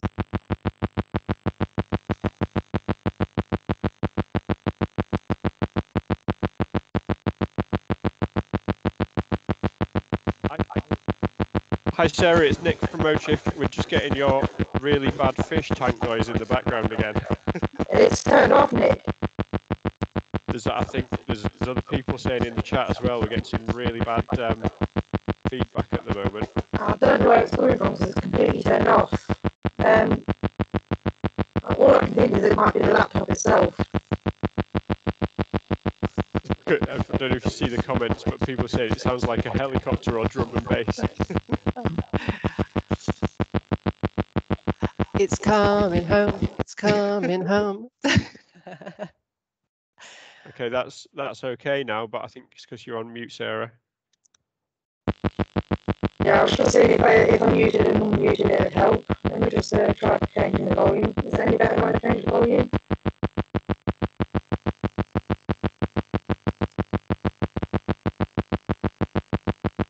Caitlin, your colleague, is backing us up now. You don't suppose you have headphones, do you, Sarah? No, not for this. I'm on a Chromebook and I haven't got any headphones to fit it, unfortunately.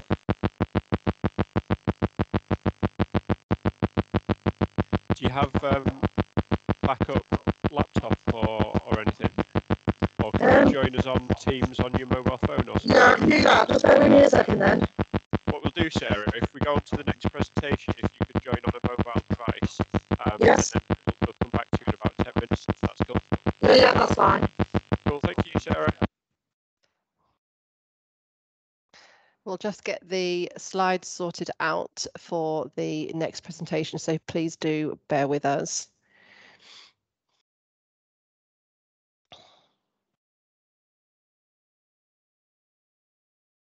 Okie dokie, thank you, Nick. So, Kate, I hope you're ready. Surprise.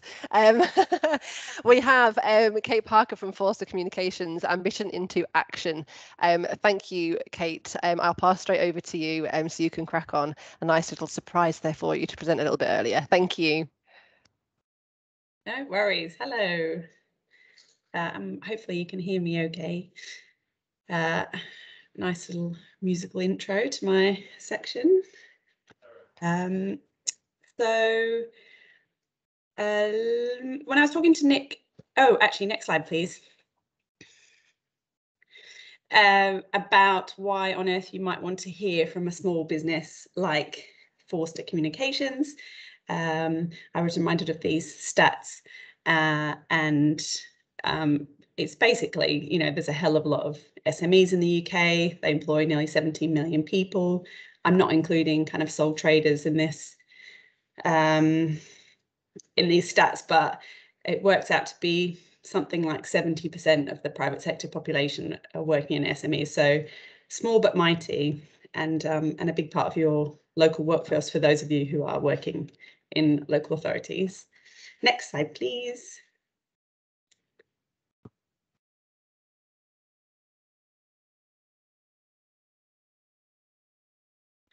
To tell you a little bit about Forster Communications, our expertise, we're a small PR agency, and our expertise is around using communications to inspire positive change.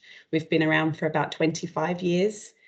working across lots of complicated issues and topics like the climate crisis, health and wellbeing, diversity, inclusion, and we are based in central London. We've got employees with long commutes, travelling from Cambridge, Southend, Winchester. None of our staff drive, which I think is pretty common for those businesses in central London, but around about a third of the company cycle and the rest use public transport. Over the years, we've had upwards of 50 employees, but at the moment we've got about 15 permanent staff and lots of freelancers that work with us. Next slide, please. So there's lots of different ways that we are supporting more sustainable travel choices for our employees. Back in 2018, we purchased 4 Brompton bicycles, which are still going strong. And then we've got lots of infrastructure kind of to support people using those bikes. There's kit, cycle confidence training. We've got a couple of different cycle schemes, secure bike storage, lockers, showers, etc. When we moved office about 3 years ago, one of the biggest bits of feedback for our employees was that we didn't have showers in our old office. So that was kind of, we just made that a critical part of our office move and finding space that had showers. And then building on the infrastructure, we've got a whole raft of incentives. So we offer 50p per mile for anyone cycling or walking to and from meetings. We also have, we call them pedal points. So employees can earn 5 minutes extra holiday for cycling or walking to and from meetings. To and from work, sorry. And that works out at around about 2.5 days a year if you work full time. So that's kind of been really effective getting people on their bikes, and we're certainly very much a kind of cycling culture in the office. Next slide, please. And I think the point, you know, all that stuff that I've talked about on the last slide is we've been doing that for at least 10 years. And a big part of the success of getting people travelling in an active way is because all of those incentives and ideas and projects have been thought of by the team and implemented. So we've generally found that getting people moving more broadly is a great kind of door opener to getting them to change their commute. Yeah, I've just seen that question pop up. I think the incentives definitely work for some people and for others, and people have different motivators. So holiday is definitely a good incentive, particularly for some of the more junior staff, although there's nowhere to travel at the moment, so maybe not. I think my point about this slide is that, you know, we have been doing it for 10 years, and any behaviour change model will show that people drop off or change their habits or whatever. So we are just constantly finding ways to keep that momentum up. And luckily, you know, during the pandemic, we have actually seen more people cycling into work. But we've done things like we gave a cycling allowance to everyone as winter started setting in last November, and to just kind of keep people on their bikes and feeling safe and dry and warm and all that sort of thing. We ran this campaign, or whatever you want to call it, called Better by Miles, which was getting people moving and helping it unlock a donation for a local homeless shelter that was near the office, and just kind of keeping people on their bikes and out running. And as a sustainability consultancy, we have quite ambitious climate targets. So we, pre-pandemic, decided to extend our cycling and walking incentives to clients. But unsurprisingly, we've had no client meetings in the office for the last year, so we are yet to have kind of any take-up for that. But hopefully we'll see as as things start to open up and people come back into the office. Next slide, please. I thought it might be useful to give a bit of my perspective on kind of engaging with small businesses, although that Sustrans toolkit sounds like it's covered all of the things that I might have said that would be useful here. So a really rich source of information. But I think the first port of call, or something that's really important to consider, is what the barriers and motivators are for those for each business, and they're always different. These are just some example barriers, example motivators. You know, cultural, social norms play a big part. Time, facilities, laziness. For us, I think the most powerful one is helping businesses to achieve their objectives, kind of tapping into exactly what is their biggest priority right now, and using that as the hook, using that in your messaging and the language that you're talking to them. Kind of that's what will really kind of resonate. We know that climate action is a huge driver for employers at the moment, as is health and well-being. So kind of just talking their language, I guess. Next slide, please. And again, this is not news, but I would say connecting, using hubs as a route of access. We moved offices into a co-working space about 3 years ago, and I have to say we've not really had any contact with our new local authority. In actual fact, we're helping the landlord kind of to promote sustainable travel to all of the other tenants in the building and do it that way. But previously we were in Southwark and worked. There's an amazing bid there, Better Bankside, who we worked really closely with.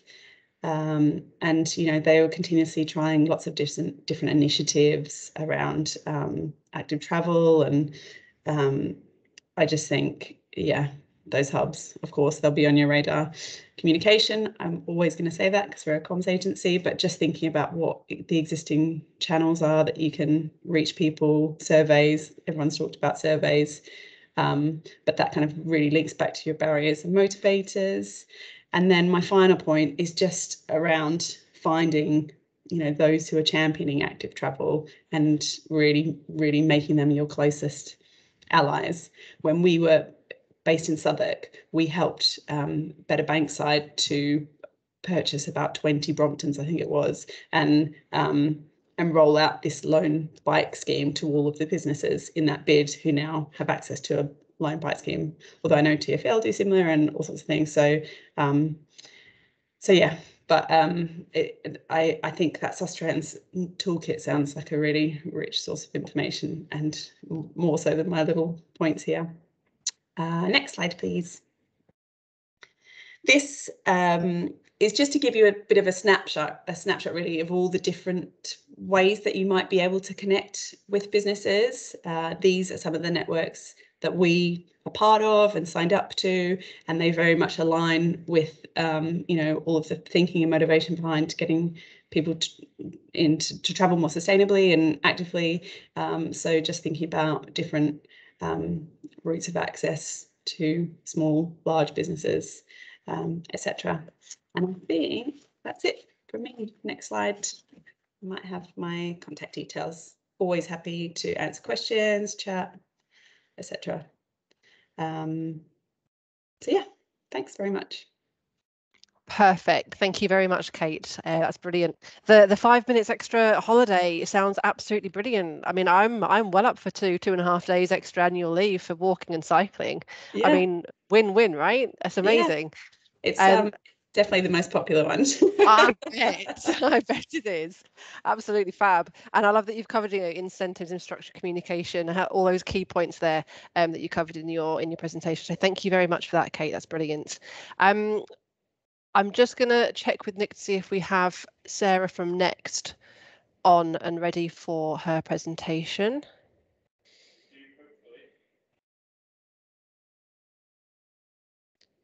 We have a text message that Sarah is around. Sarah, do you want to, I was going to say reveal yourself. Do you want to share? Hi, Sarah, that you're there. So we'll go back. Hopefully this is working. Any noise? No noise. You don't sound like a Dalek. Amazing. Right, so it's definitely something to do with my laptop then. I'll have to get somebody to look at that. Fab, thank you. So I will introduce you, Sarah. So we have Sarah from Next, who's going to talk about delivering effective travel plans and all the amazing work that Next are doing. I'll hand over to you now, Sarah. Thank you. Hello everyone, I'm from Next PLC and I'm here to talk about embedding active and sustainable travel into our commutes. Next slide please. This graph will details all of the staff at our business, so that's in the stores, the distribution centres, the head offices, London offices, and it shows you that just under 75% are currently registered with how they travel. The blue bit is mainly new starters who we're still capturing that information from. Next slide, please. What do we do to encourage sustainable and active travel? We do monthly competitions. We do an online travel survey. All staff are sent this on the first day of the business, and then they're sent it periodically every year to make sure it's up to date. We compile travel plans. We ensure that our Travel to Next website is up to date with bus links, train links, and any other links that staff might need. We've got dedicated staff members to deliver the sustainable travel message. We sit on the Modeshift board as an expert advisor to offer advice to other businesses. We promote national and global events. We run travel clinics, doctor bike sessions, event days. We use postcode plotting to work out where staff live in relation to the workplace so that we can best judge how we can support those staff members. We have free coach services at our head office site, and we work with staff members who have become ambassadors in promoting walking and cycling. Next slide, please.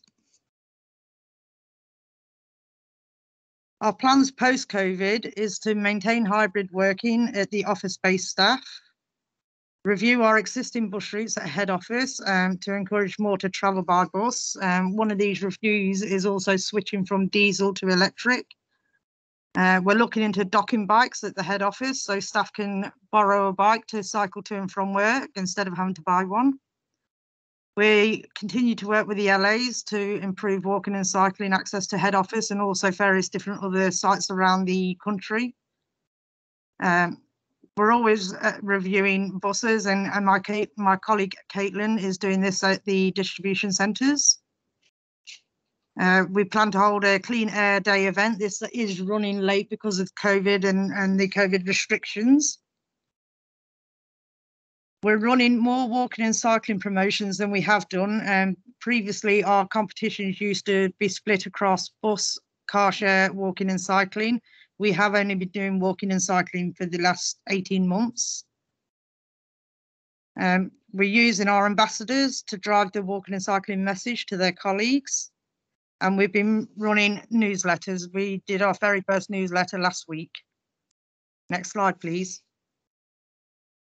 I want to talk about giving tips to businesses that haven't started the travel plan yet.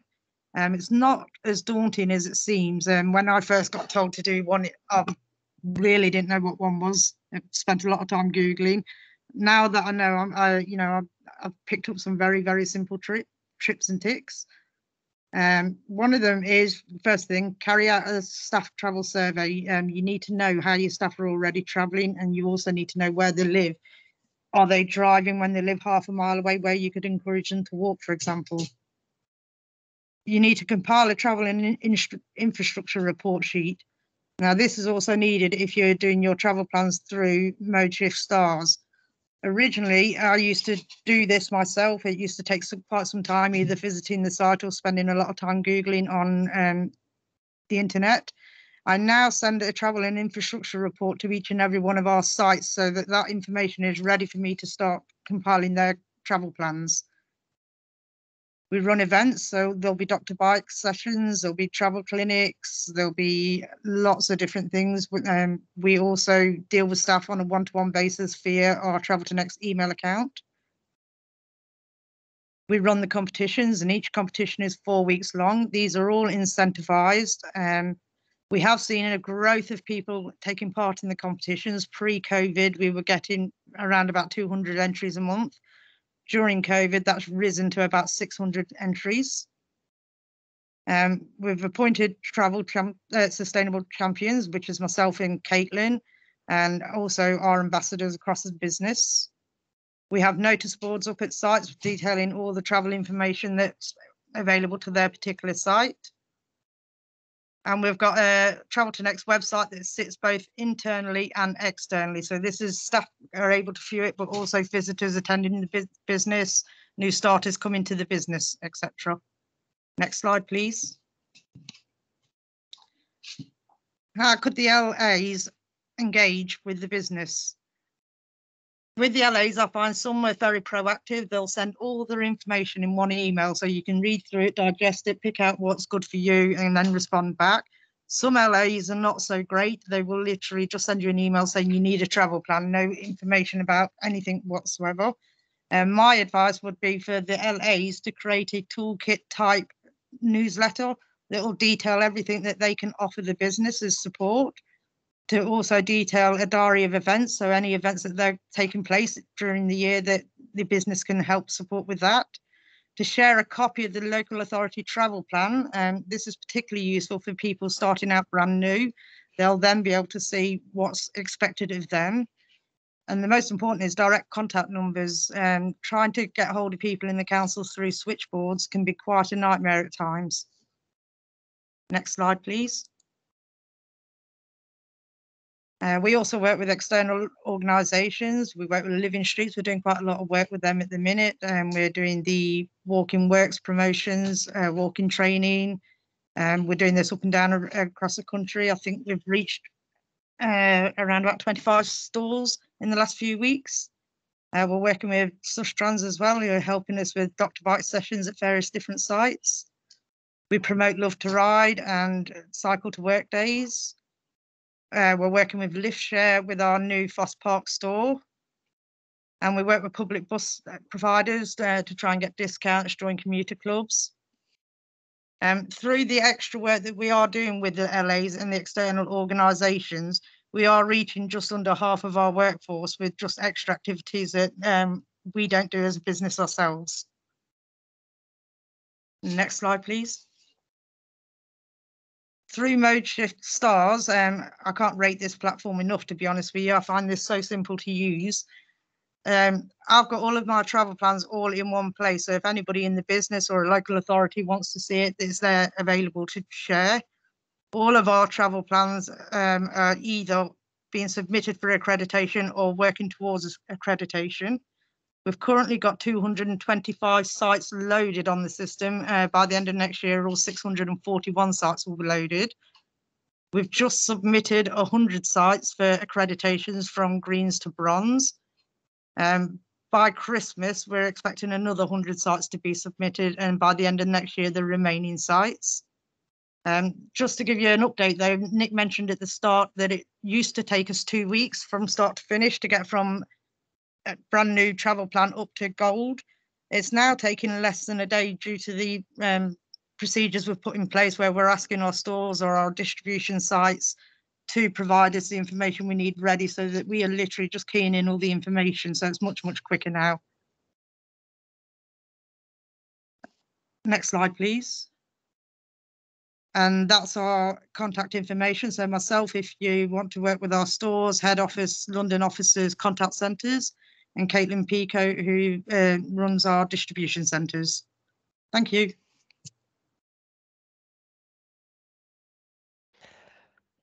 Sarah McAlinden, phenomenal numbers. It's absolutely amazing what you're achieving at Next and across all the stores. The ambassadors idea was absolutely brilliant. To have those ambassadors there to deliver that is absolutely fab. And to already have 135 accredited sites with tons more coming is absolutely brilliant. So thank you, thank you, thank you. It's absolutely fab. We are on to questions. So if anybody has any questions, do raise your hand or put it in the comments. Sarah, do not go anywhere. We have questions for you. The first question is from Nick Hill. Have any other national high street names followed Next's example? I don't know for certain. I do know that Lloyd's Pharmacy have made contact with me.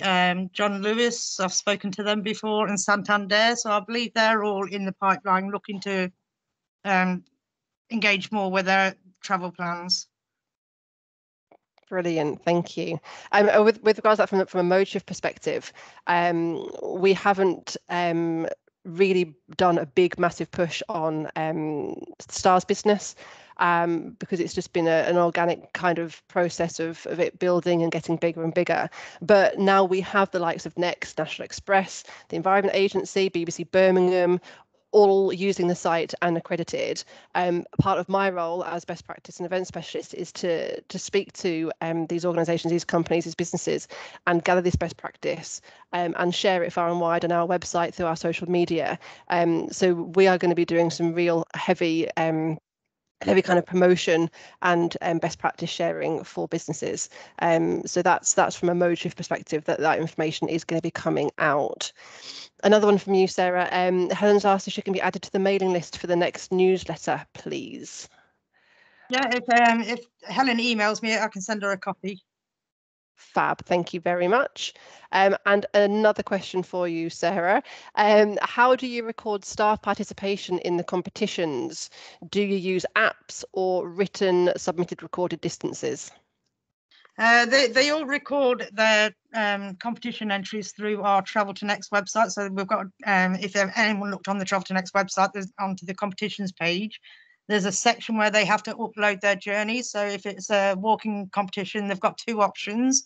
They can either load the start postcode and end postcode, or they can load the number of steps that they've recorded on their Fitbit watches or whatever they're using to, record their steps. Same with the cycling, they can record the distances from Strava onto the website, or they can record the start and end journey postcodes. Perfect, thank you, Sarah. That's absolutely brilliant. We've got a question. Oh, it's just disappeared off my screen. Wait a second. What tips could you give to engage with shopping centres, Sarah? To be honest with you, I could probably, I'm trying to think how best to word it. We're working at the minute with Foster Park. Foster Park is a big retail park that's not far from our head office site. I think there's something like 40 or 50 stores on that site. We're working there at the minute to progress from green to gold as quickly as possible. We're almost borderline sitting on a silver, and the shop has only actually been open since April this year. But we are working with the other stores in that area. So we're working with Marks and Spencer's, Primark, Boots, to see what work we can do together to encourage sustainable travel, whether that be finding some way for staff to car share together or to walk together. It is quite early stages, but it's all about talking to each other.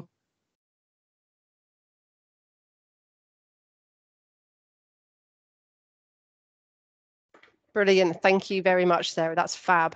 We have a question from Helen at Essex for TFWM. Who funds the grants? Do we still have Rachel there? Yeah, Rachel, I can see. Perfect. Thank you. So the Active Travel Fund, it was built into our submission for that. So yeah, it's funded through Active Travel Fund. And in terms, I was just going to respond to how many people are in the team. I mean, we've got a very small, internal team working on ATF, and it's kind of built into existing roles. Obviously, there's local authority support as well, and then there's all the different, partners that we've got on board to deliver the different elements of the supporting measures. So it's a small internal project team, but there's loads of people involved from all the different partners of the project, and including Modeshift, of course.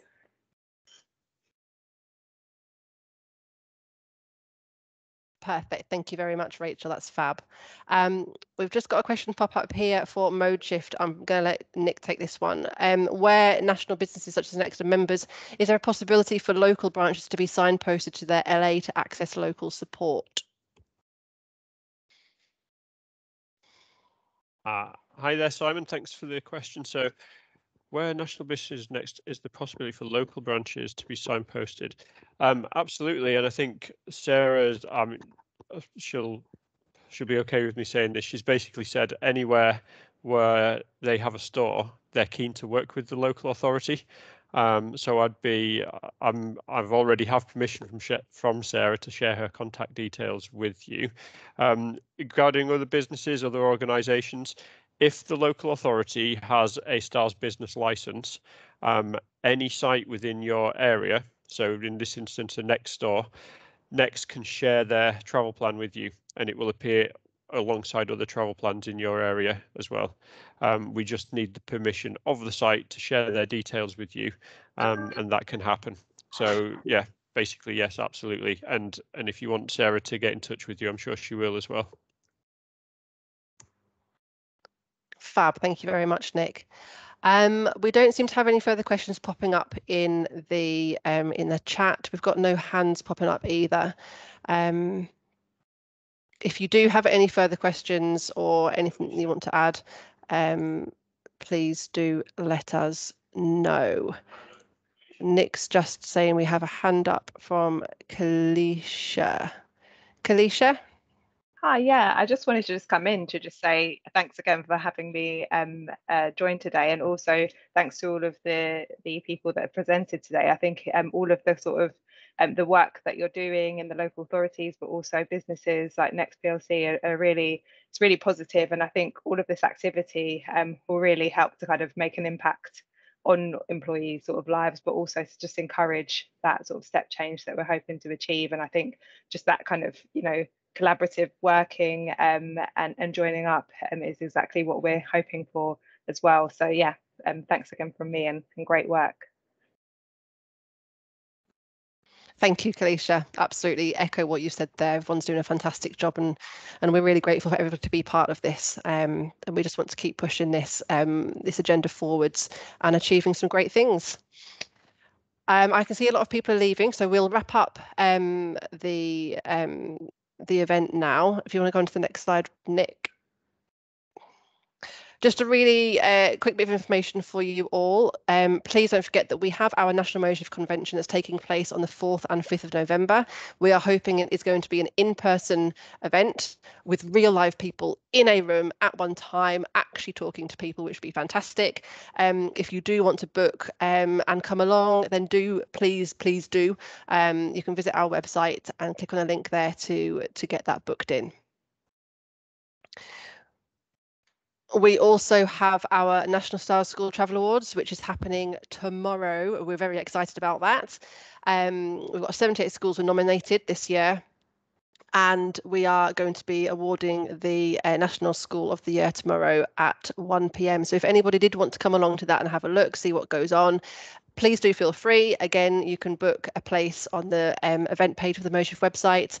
The more the merrier, and we can celebrate what everybody has achieved with our school side of things. Again, just as a reminder, presentations are going to be uploaded to the Modeshift members website after the event, so please do visit there if you want to have a look at these again and have a look at the presentations. We have recorded it, so we'll be publishing that on our YouTube channel, so you can hear all the presentations back as well. And again, a final plug for our social media. Please do follow us, share your updates, and we will share them too. We're really keen to share best practice and to get more and more people engaged in this. Thank you very much for attending. Thank you very much to all of our presenters. We've survived the technical glitches, which is absolutely fab. So a final massive thank you from myself as Best Practice and Event Specialist for Modeshift, and Gail, who is our Customer Engagement and Marketing Specialist. If you do have anything that you want to share, any questions, anything that you need, then please do email admin@modeshiftstars.org, and we will get back in touch with you as soon as we possibly can. I think that's that. Thank you very much again for attending, and yeah, any questions, just let us know. Thank you very much for your time. Take care, everybody.